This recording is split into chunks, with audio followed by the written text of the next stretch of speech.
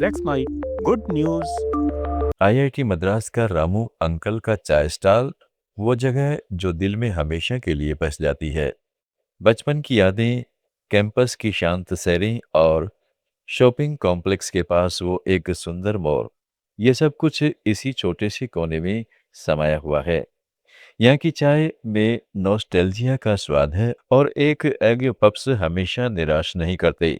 साधारण सुख, गर्म जोशी भरी बातें और घर जैसा फ्लेवर, ये सब मिलकर एक ऐसी दुनिया रचते हैं जो जिंदगी की भागदौड़ में विराम का एहसास दिलाता है।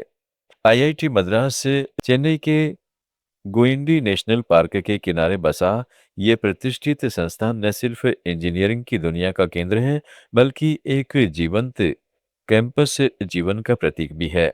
यहाँ के छात्र, प्रोफेसर, रिसर्चर्स और विजिटर्स के लिए रामू अंकल चाय का स्टॉल एक ऐसा ठिकाना है जो सुबह की पहली चाय से लेकर रात की आखिरी गपशप तक साथ निभाता है। रामू अंकल, जिसका असली नाम रामास्वामी है, दशकों से इस स्टॉल को चला रहे हैं। 1980 के दशक में उन्होंने छोटे से ठेले से शुरुआत की थी, जब कैंपस अभी आज की तरह फैला हुआ नहीं था। आज 70 के पार हो चुके हैं। रामू अंकल की चाय और उनकी चाय की खुशबू कैंपस की पहचान बन चुकी है। कल्पना कीजिए, सुबह के 7 बजे का समय, कैंपस में कोहरे की हल्की चादर बिछी हुई है। छात्र हॉस्टल से निकलते हैं, बैग पर लैपटॉप लटकाए, क्लास की ओर जाते हुए। रामू अंकल का स्टॉल पहले से गुलजार है। लकड़ी की बेंचों पर बैठे छात्र चाय के गिलास थामे परीक्षा की तैयारी या लेटेस्ट प्रोजेक्ट पर चर्चा कर रहे हैं। रामू अंकल का फार्मूला सीक्रेट है: अदरक की तेज धार, इलायची की महक और चाय पत्ती का सही अनुपात। एक कप चाय की कीमत महज 10 रुपए, लेकिन इसका स्वाद लाखों में एक। पास ही भुने हुए एग पफ्स की ट्रे सजी है, बाहर से क्रिस्पी, अंदर से मुलायम मसालेदार अंडे के साथ। ये पफ्स कैंपस की फेमस स्ट्रीट फूड आइटम्स हैं। एक छात्र बताते हैं, रामू अंकल के पफ्स खाए बिना दिन की शुरुआत अधूरी लगती है। ये सिर्फ खाना नहीं, बचपन की यादें हैं। कैंपस की शांत वॉकिंग पाथ्स पर चलते हुए रामू अंकल का स्टॉल एक ब्रेक पॉइंट की तरह लगता है। आईआईटी मद्रास का कैंपस हरा भरा है, पेड़ों की छांव में पक्षी चहचहाते हैं। शॉपिंग कॉम्प्लेक्स के पास वो मोर आता है जिसकी चाल में रात सी ठाठ है। नीले हरे पंख फैलाकर वो घूमता है, मानो कैंपस का अपना राजा हो। छात्र उसे कैंपस मोर कहकर पुकारते हैं। रामू अंकल हंसते हुए कहते हैं, ये मोर मेरे स्टॉल का स्टार गेस्ट है। कभी कभी चाय की खुशबू सूंघने आ जाता है। ये छोटी छोटी चीजें कैंपस को खास बनाती हैं।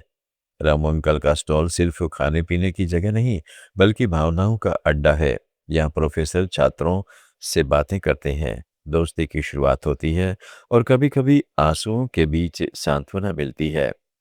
एक पूर्व छात्र जो अब सिलिकॉन वैली में काम करता है, सोशल मीडिया पर लिखते हैं, आईआईटी के दिनों में रामू अंकल की चाय ने कितनी रातें जगी, आज भी वो स्वाद भूल नहीं पाता।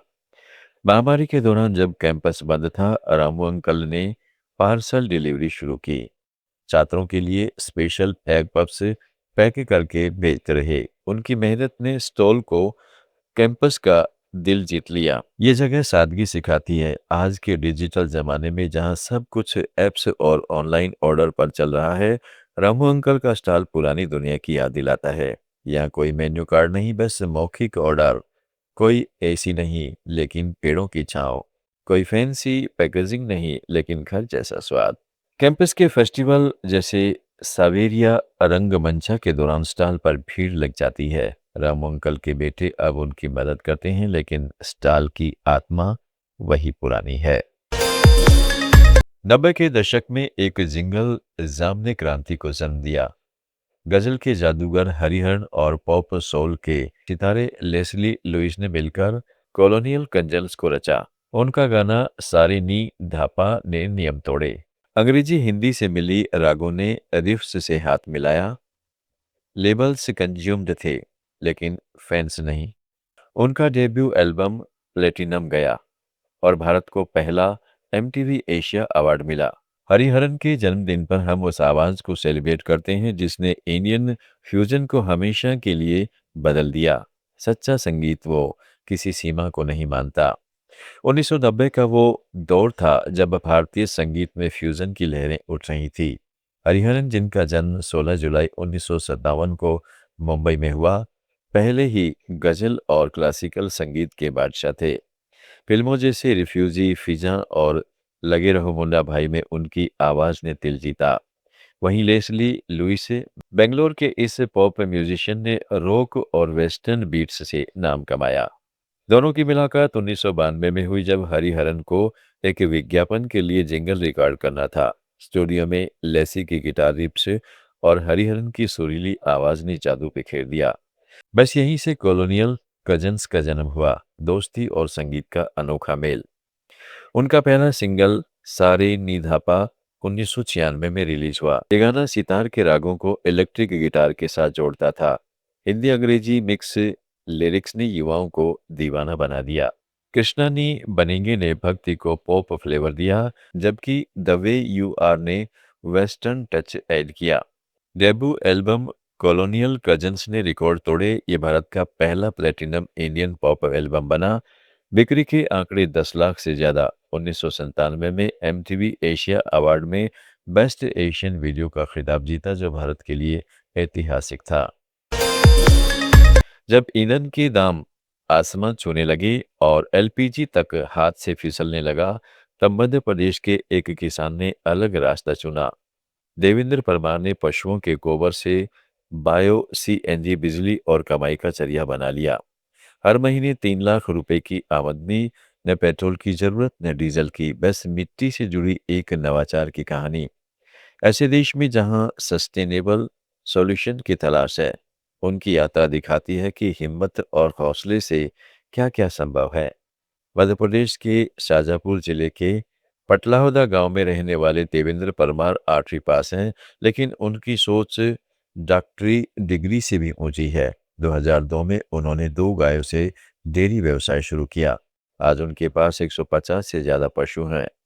आसपास के गांवों से दूध इकट्ठा करने के लिए रोज कार, ट्रैक्टर और लोडिंग वाहनों में 3,000 रुपए का डीजल पेट्रोल लगता था।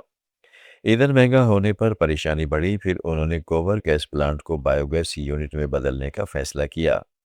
लगभग 25 लाख रुपए की लागत से ये संयंत्र तैयार हुआ। अब रोज 70 किलो गैस बनती है, जो बिना किसी अतिरिक्त खर्च के उनकी सारी गाड़ियां चला रही है। ये प्लांट सिर्फ बायो सीएनजी ही नहीं बनाता, बल्कि बिजली भी पैदा करता है। गोबर को बैक्टीरिया के साथ प्रोसेस कर मीथेन गैस निकाली जाती है। इसे शुद्ध करके सीएनजी में बदला जाता है। बाकी गैस से जनरेटर चलता है, जो खेतों की सिंचाई और घर की बिजली देता है। बायो सीएनजी की क्वालिटी इतनी शानदार है कि ट्रैक्टर हो या कार, सब आसानी से दौड़ते हैं। महीने में 3 लाख रुपए की बचत और अतिरिक्त कमाई हो रही है। गोबर बेचने वालों को भी फायदा। वे अब इसे वेस्ट नहीं बल्कि वैल्यूएबल रिसोर्स मानते हैं। देवेंद्र को अब गैस गुरु कहकर बुलाया जाता है। उनकी यूनिट गांव वालों के लिए मिसाल बन चुकी है। देवेंद्र की कहानी सादगी से भरी है। सुबह जल्दी उठते हैं, पशुओं को चारा देते हैं, दूध इकट्ठा करते हैं, गोबर सीधे प्लांट में जाता है। दोपहर तक गैस तैयार, शाम को ट्रैक्टर पर सवार होकर बाजार जाते हैं। कोई बाहरी निर्भरता नहीं। महामारी के दौरान जब ईंधन सप्लाई रुकी, तब भी उनका काम नहीं ठहरा। राज्य सरकार के बायोगैस प्रोजेक्ट्स में उनकी सफलता को मॉडल बनाया जा रहा है। मध्य प्रदेश में रिलायंस जैसे बड़े प्लांट्स लग रहे हैं, लेकिन देवेंद्र का छोटा मॉडल दिखाता है कि किसान स्तर पर भी क्रांति संभव है। पर्यावरण के लिए ये सोने की खान है। गोबर से मीथेन गैस कम होती है, जो ग्लोबल वार्मिंग का बड़ा कारण है। बायो सीएनजी क्लीन फ्यूल है, कोई प्रदूषण नहीं। प्लांट से निकलने वाली जैविक खाद खेतों को उपजाऊ बनाती है। देवेंद्र कहते हैं, गोबर को लोग गंदगी समझते थे, मैंने उसे सोना बना दिया। उनकी प्रेरणा से आसपास के किसान भी प्लांट लगा रहे हैं। सरकार सब्सिडी दे रही है, लेकिन देवेंद्र ने अपनी मेहनत से शुरुआत की। गुड न्यूज में आज इतना ही। जुड़े रहिएगा लेट्स माइक के साथ। आप सुन रहे थे let's mike more than radio. Follow कीजिए हमें हमारे सोशल मीडिया प्लेटफॉर्म्स पर। Let's mike good news. नमस्कार, लेट्स माइक गुड न्यूज। और गुड न्यूज में मैं हूं आपके साथ महेश सिंह। फिलीपींस